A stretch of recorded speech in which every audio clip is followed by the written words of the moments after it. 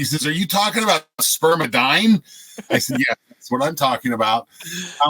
And so that was kind of a, stumbling into something. That was the first time I've heard of it. And it's a molecule that we've known about for hundreds of years.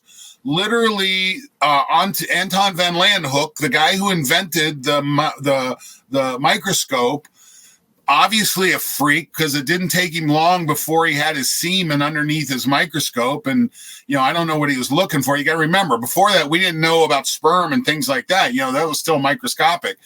But, you give a man a pencil, he'll draw a penis. You give him a microscope, he looks at his semen under it. We'd given the microscope to a woman, who knows how much further along we'd be right now. But Anton van Leeuwenhoek was the first to describe it, and then a group of Dutch researchers named it about 200 years later.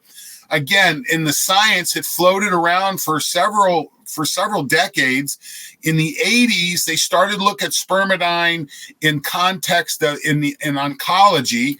We're never able to get it, but it wasn't until 2016 when there was the Nobel Prize for autophagy that we started to get a framework for like, oh, this is where this molecule belongs. And Dr. Frank Medeo at the University of Graz in Austria did some of the early work on this. He used spermidine with senescent cells, and he was able to reverse the senescence in some cells with the application of spermidine.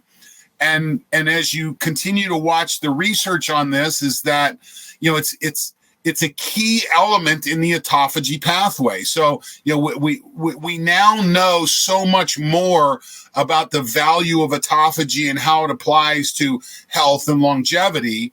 Well, and we're starting to understand that spermidine is a key molecule that is required to be on board to have autophagy function in the cells.